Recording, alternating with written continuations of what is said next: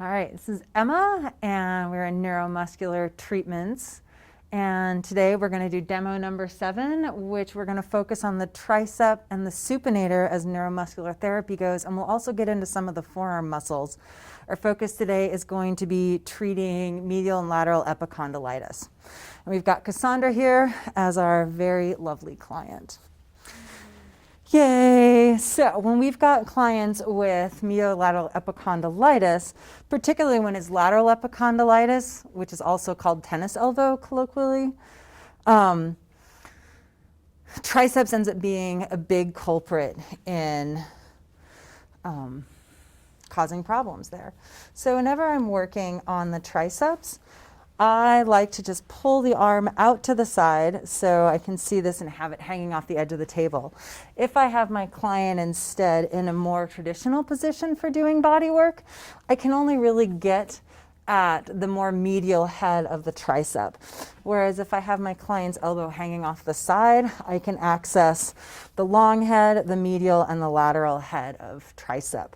So really quickly, anatomy review. The triceps, I'll insert on the Olecranon, and then we've got the 3 heads. The long head is the unusual one that crosses the glenohumeral joint and attaches right on the posterior aspect of that glenoid fossa. And then you've got the medial and lateral heads that are going to anchor into the posterior aspect of that humerus on that spiral line. So have a good lay of the land. The first thing we're going to want to do is just warm up this tissue. I like to just kind of do some nice compressions, grabbing all of the tricep, making sure I'm getting into the deltoid a little bit, and because I am going to be coming back onto a little bit of the lateral scapula, I'm going to make sure I warm that tissue up as well. So again, nice little compressions, just walking up and down.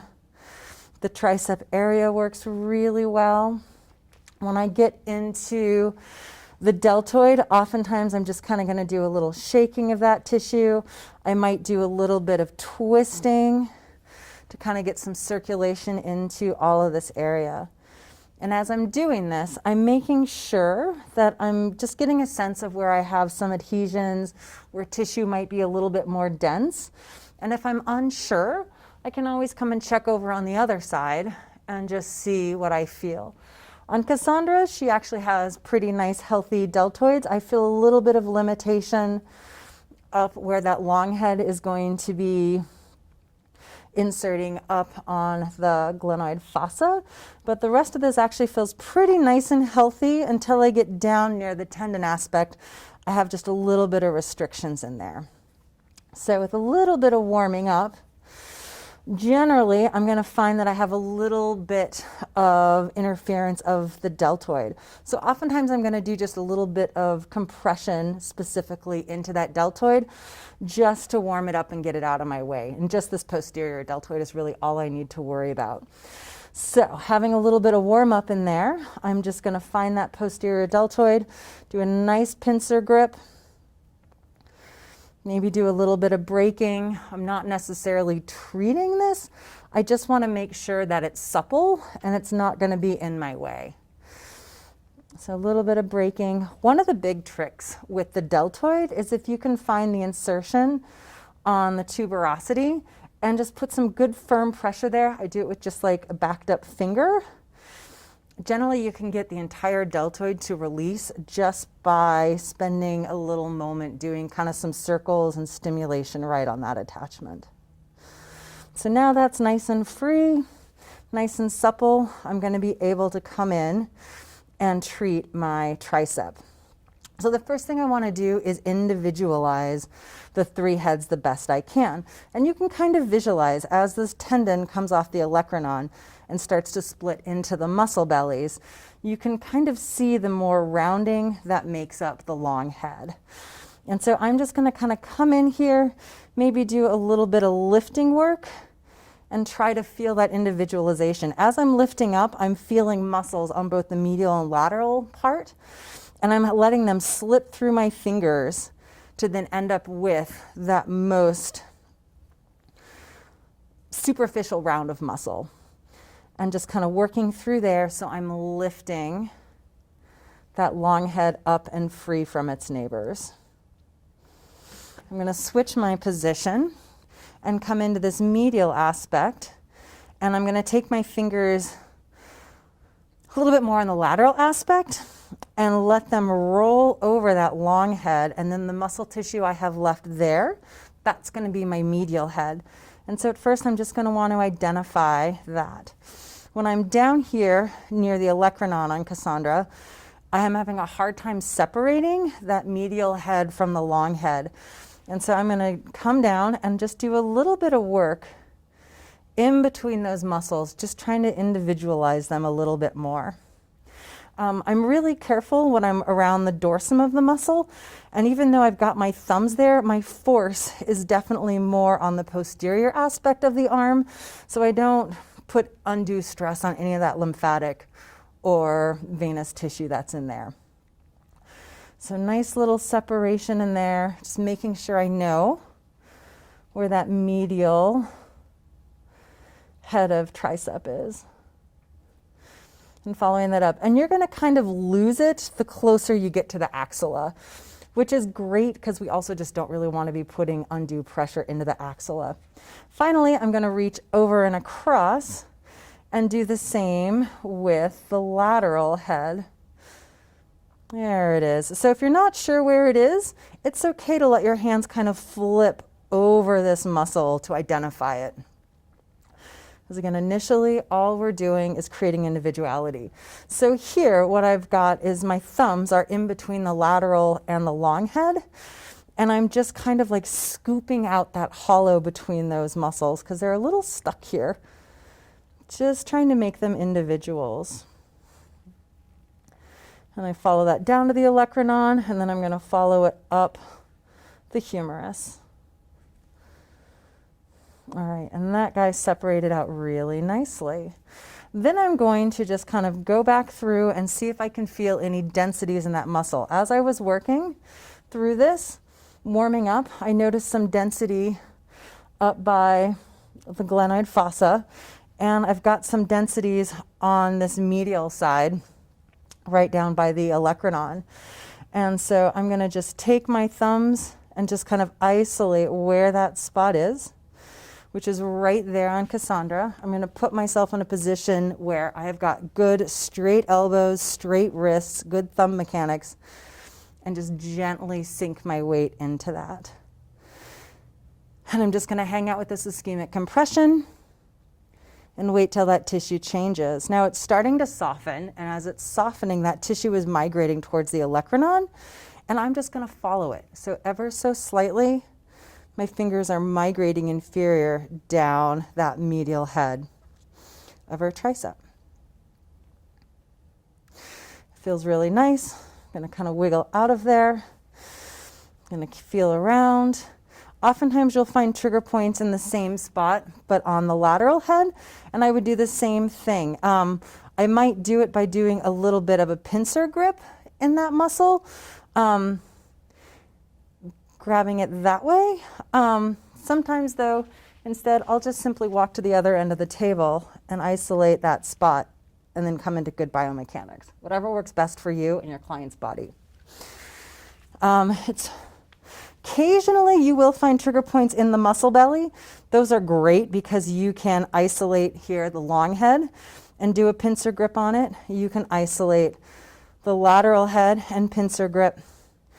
You can also isolate and pincer grip that medial head. Really common place to have some adhesions in this is up by that glenoid fossa in the long head. And Cassandra actually has a few spots that are pretty dense here. So I'm going to start right in there. So isolating my spot, you could use a backed up thumb if you wanted. Because this tissue is, you've got a lot of tendons in this area, I find that being able to kind of weave my fingers down in between those ropey tendons in there gives me the best access to a specific spot. And I'm just going to hang out there. I might reposition my body weight again so I've got really nice straight wrists and elbows, strong backed up fingers.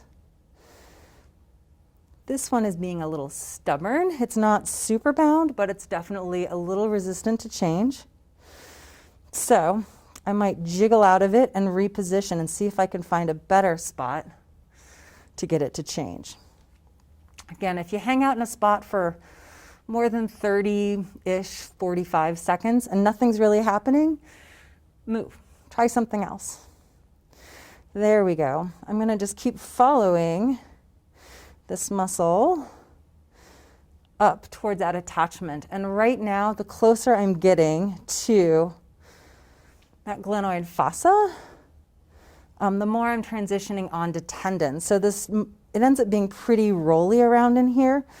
When it's really rolly, you've kind of got a few options. You can come at that tendon from the side and try to trap it against a bony structure. For this one, if I'm going to do that, I generally am going to come superior to that long head and trap it down on the humerus. Or if I'm going to come from a top-down approach, I'm definitely going to use a backed up thumb, but I might use my other hand just to kind of hold the muscle in place, because it's easy when this is really tight to get kicked off. And it's not so bad if you get kicked off towards the deltoid, but it's pretty uncomfortable for your client if you get kicked off and end up towards the axilla.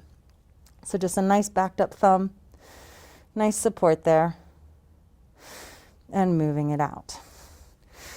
Kind of make nice with the muscle after you've done some specific work in there. Then I'm going to use a little bit of lotion so I can then do a little bit of ironing out of this muscle. So making sure I'm taking it from attachment to attachment, I'm going to iron out this muscle. You can start by putting fists in there, works really well to start. Cassandra's arm is longer than my table here, and if I'm just going to press down, the edge of this table is actually going to be uncomfortable. So what I do is I take my other hand and I'm going to create some support for that elbow. It also will let me pull a little bit of traction on this arm, which can feel really nice. So supporting that elbow, my knuckles go in, and I'm just going to follow the tricep up. And I'm just letting that muscle soften to my touch. We have a tendency to want to stop about here when we're kind of at the top of the humerus, but you're going to want to make sure you follow it all the way, even a little bit onto infraspinatus is totally fine. And notice that I'm repositioning my body as I'm coming up to make sure that I've got a good straight line between my wrist. And then I'm going to come and do a bit more of a medial pass. When I'm on that medial head, this one is not going to cross over the glenohumeral joint. Ooh, and I got a nice little flick over some muscle tissue there, so I'm going to reposition and go up again.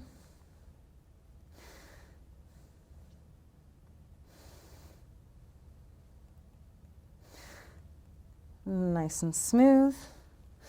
Then I'm going to reposition myself, switch my hands to do the lateral head.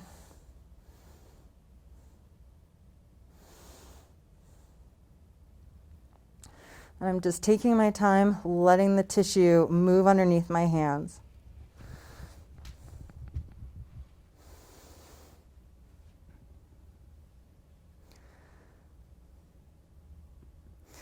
And when I come up to the deltoid, I'm generally just kind of going to hook a knuckle into that space between the deltoid and the tricep. I'm going to glide up onto that long head again and just follow it all the way just to make a more complete stroke. Another thing that's really lovely with treating the tricep is to give some attention to the tendon down at the Olecranon process. I like to take my thumbs and kind of cross them and do a little zipper motion up and over that tendon. I might reposition and come a little bit more lateral. And I'll do the same thing on the medial aspect. You can also do this on each side of that long head. So I'm going to follow in between the long head and the medial head and just kind of walk myself up and reposition, and do the same between the long head and the lateral head.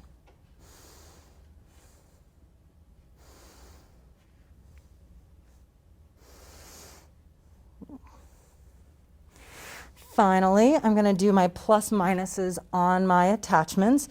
Really easy down at the Olecranon.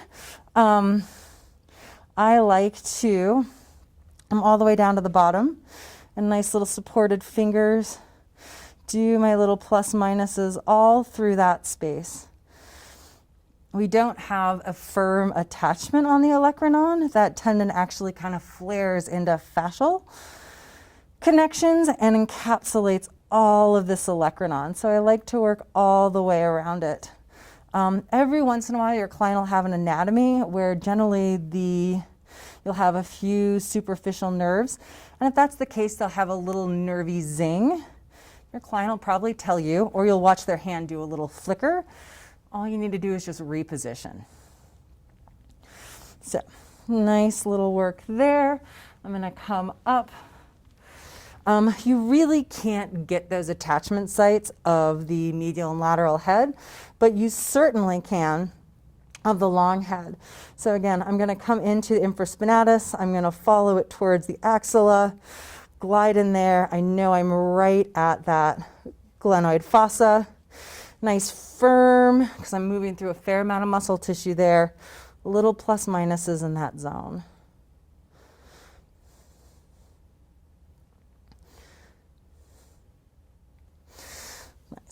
And then I'll just do a little bit of making nice with my client's muscle. If their hand is wiggling around too much and it's driving me nuts, I can always kind of support it with my knee, just to give a little bit more security there. Be done with there. And then I'm going to tuck that arm back in. And I'm going to have my client roll over onto her back and slide down the table so I can work the forearm. Do you need a bolster, Cassandra? No, I'm good. Okay. So we'll now work on the other arm to show some of these other guys. So with triceps, it refers pain into the lateral epicondyle and is a big pain refer for lateral epicondylitis, that tennis elbow. So we always treat it for that. The other muscle that is a big generator of discomfort for lateral epicondylitis issues is the supinator. And the supinator is an interesting muscle that is going to be obviously instrumental in doing supination. And it's a muscle that's going to wrap around the radial head from the ulna that's going to help move the arm into the supination position. So nicely in here, nice grip of the wrist. I'm just going to start feeling around in this tissue, just kind of giving it a little kind of petrissage, working all through that lateral epicondyle area.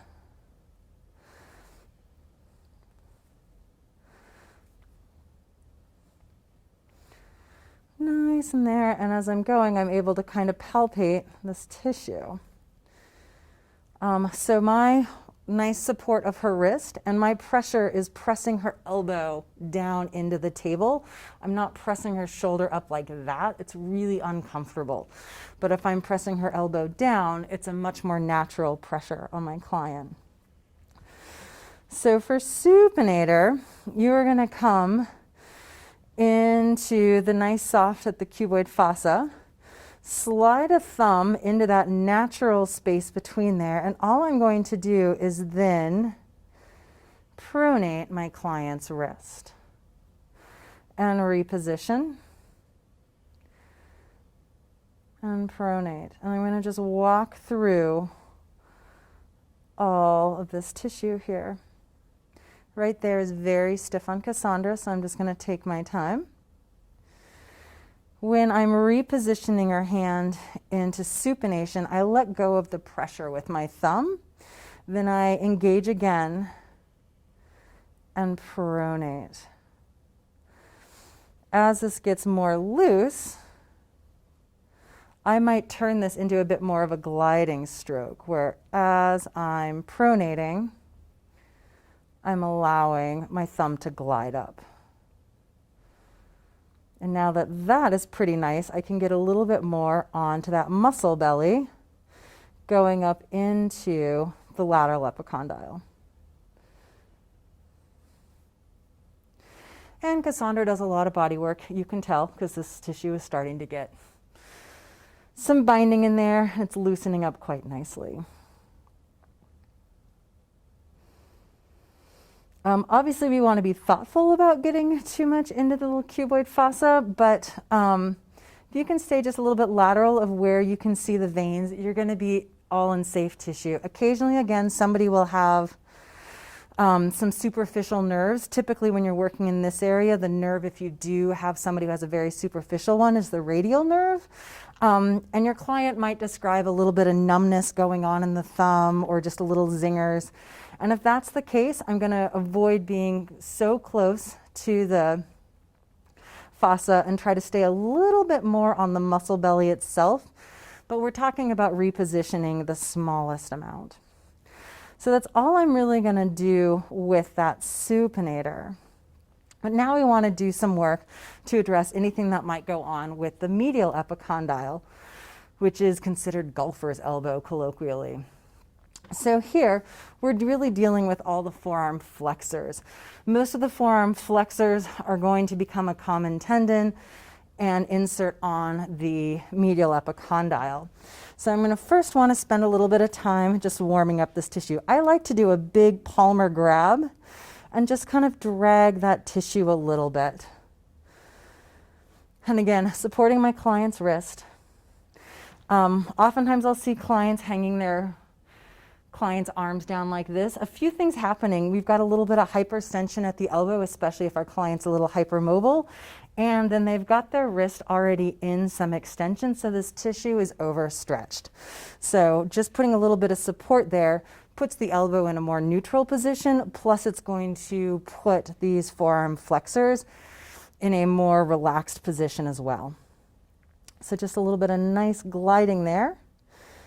I'm going to make sure I'm doing that over that medial epicondyle, but since I'm on bone, I'm definitely a little bit lighter as I'm grabbing and gliding through that tissue.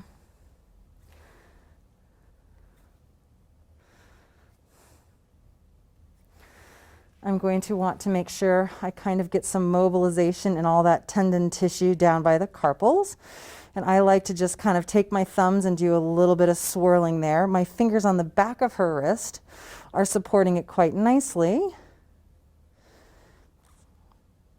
Just kind of moving through there. Then I'm going to start wanting to come through and figuring out where she might have some restrictions in these forearm flexors. So I like to take just a palm and gently glide up this tissue and see what I feel. On Cassandra, I feel some limitations over here in some more of these radial side forearm flexors. And then as I come up, I just have some sticky tissue up here as we start to approach the medial epicondyle. So those are going to be the areas that I'm kind of going to focus on. Hopefully you guys will learn all of your anatomy and be able to rip off the names of all of the forearm flexors. But if you're not there today, it's not necessarily important. What's important is that you can feel the differentiation of each of these muscles. And one of the most important things we can do for these forearm flexors is turn them into individuals. They all act on different aspects of the wrists and of the different fingers. And when they get sticky fascially and dysfunctional, then when only one muscle is needed to fire, whatever muscles are stuck to it are going to get drug along in the process. So it becomes really inefficient and we generate just a lot of tension in these forearm flexors. So I'm going to spend the bulk of my treatment on the forearm, and we're going to do the same thing with the extensors, basically just turning these into individuals. So having started off doing this cross palming, we've already started to create some individualization of these muscles. So now I'm going to go in a little bit more specifically. I like to use my knuckles and just kind of wiggle them around, and they're naturally going to slide in between the tendons and muscles of these guys. I'm going to walk up, reposition, and just kind of work through the areas. When I feel in Cassandra, as I said, on the radial side, I've got a little bit more binding in there. So I'm going to spend a little bit more time on those lateral aspects. And then keep moving up. Nice little jiggling. I might change my rhythm a little bit to accommodate the tissue. She's actually a little tight still here, kind of right around the supinator. So I'm going to spend a little bit more time gliding in and individualizing those muscles that I feel. When I'm also in there, I feel a nice little trigger point in there. So I'm going to isolate it with my thumb, back up my thumb, and give a nice little ischemic compression there. If I'm not quite getting that tissue to release doing that, I might do just a little bit of flexion and extension at my client's wrist. Just kind of distracting that tissue a little bit. There we go, nice loosening. I'm going to go back to my knuckles and working in between that tissue. I'm going to move my knuckles more towards the medial epicondyle as I go up. And I'm going to make sure that I don't put bone of my knuckles on the bone of that medial epicondyle. I'm going to stay just inferior to it and work all right through there. And you may again, the ulnar nerve is passing right through this area around the medial epicondyle. If your client's getting some numbness in the pinky finger and ring finger, or they're getting a little zinger, just know you've put some pressure on that. And so just ever so slightly reposition. All right, now we're going to do a little bit of gliding work. I'm going to use a tiny bit of lotion again. Nice application. Start with just some nice palmar glides. I might then turn it into a little bit of fist gliding. And then what I really like to do is iron this out with my forearm. So again, I'm using the nice fleshy part of my forearm. I'm not using my elbow or the bony blade. And I'm supporting my client's wrist, gliding my tissue in, and moving up my client's arm. I can pause at any spot and start moving my client's wrist into extension to put a little bit more tug on that tissue. And I can do that kind of pulsing as I glide up my client's forearm. Or I can sink in and slowly move her into wrist extension as I move up. And notice as I go that I'm taking my elbow and I'm swooping it up towards that medial aspect of the arm. These muscles kind of wrap this way around, so I want to honor that directionality. I also am using the same side arm that my client is towards, so that my hands, my fingers, are flopping over here. If I were to switch and do this other way, I'm going to get into weird biomechanics as I get up towards that medial olecranon, plus my hand doesn't know where it's going to go, and it's going to be weird if I rest it on my client's belly. So fingers, my rule is always point them away from your midline of your client. That way they'll stay in appropriate places. So after a little bit of nice ironing out, I'm going to want to do just a little bit of work through the carpals. This is a great time then to come in and do whatever sort of handwork you want to do, remembering that a lot of these muscles of the forearm flexors pass through the palm and come all the way out to the end of the digits. Some of them just act on the carpals. Make sure you address all of that. The final thing we want to do, though, is do our little plus minuses on that olecranon. Again, you've got some nervy tissue in there, so you're not going to use a lot of force in there. More than anything, I'm just going to find some of these bony ridges and just kind of give them a little nice plus minus all around them. And it usually feels really good to have a little bit of work done in that space. And then I'm going to flip my client's hand over. I generally like to open up the hand, and now I can work on the forearm extensors. And I'm going to do a very simple, similar process. Having done all this palmar work warming up the forearm flexors, I've inadvertently already done some warming up in these forearm extensors, so I'm not going to have to do as much. So again, I'm going to support my client's rib. My non-working hand is going to support the wrist. And then my working hand is just going to come up and again do a little bit of this palmar grab and then twisting medially, just letting that tissue glide. Particularly, I'm kind of like I'm pulling the muscle tissue and the fascia off of the blade of the ulna and just kind of migrating it medially.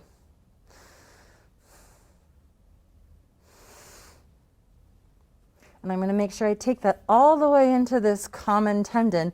And remember that this common tendon is going to go over the lateral epicondyle and actually attaches up and above the lateral epicondyle. I see so many massage therapists stopping here, and we're not getting all the way through that common tendon. So make sure you're treating all of that. And when I get up to that common tendon, I might switch my palm around and move that tissue a little bit more laterally instead of medially. Now that I have that nice and warmed up, I'm going to do the same thing. I'm going to slide my knuckles in between those tendons and just do some nice little back and forth raking, trying to get in those spaces. If I find a space that I'm having a hard time getting into, I might switch and slide a thumb in there. I might take 2 thumbs and do a little bit of that zipper motion through that zone as well. Just trying to free these muscles from each other. A little zippering as I come up. I start to feel a lot of sticky tissue in here. Nice little trigger point right there, so I'm going to isolate it, support my thumb, and put some pressure into it. These muscles are really tiny and they're very round and very strong. It's really easy to get flipped off of them. So I always make sure that I've got that muscle, and instead of coming straight on top of it where I'm guaranteed to roll off the side, I'm going to come to either side of that muscle and kind of squish it and trap it between my thumb and some bone. That way it's less likely, there's nothing for me to roll off of because I've rolled the muscle in effect to start. Dun, dun, dun. And I'm just kind of going to walk up here because there's several little things that are pretty tight in here. Jiggling to come out, it just kind of takes the intensity out of the work.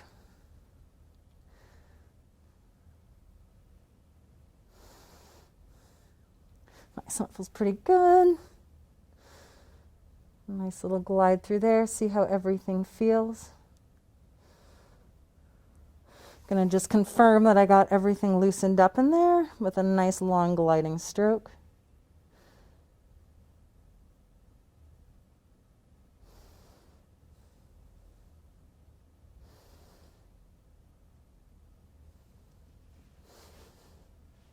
I'm going to make sure I follow my gliding stroke, kind of sliding around the lateral epicondyle, staying on the common tendon, following it all the way up above the lateral epicondyle.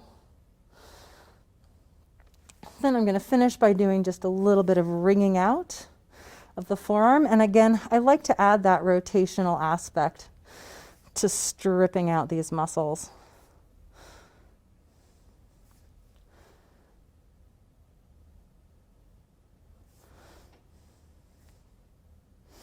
And as I'm stripping out, I found a little bit more tissue that I didn't take care of earlier that needs a little attention. So it's okay to be like, oh, I missed something.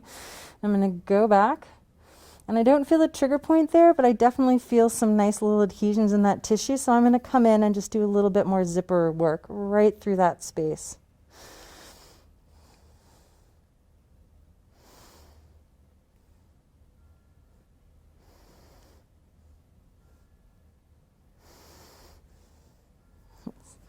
And then I'll go back, follow that up. Oh, it feels lovely. I've got individualized muscles there.